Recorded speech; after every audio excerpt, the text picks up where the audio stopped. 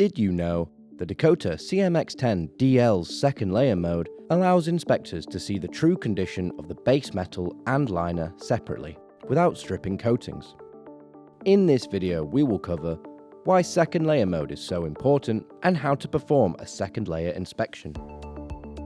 When two materials with similar acoustic properties are joined, such as a cladded pipe, it is ultrasonically impossible to detect the layer barrier.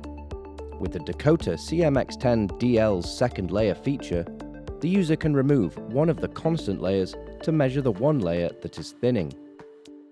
To enable the Dakota CMX10-DL's second layer function, open the measurement mode option within the reading setup page. Change the measurement mode to second layer thickness. Enter the thickness and the velocity for the first layer and the velocity of the second layer. You can now return to the main screen and begin your second layer inspection. Now, when conducting an inspection, you can see one constant layer and one varying layer.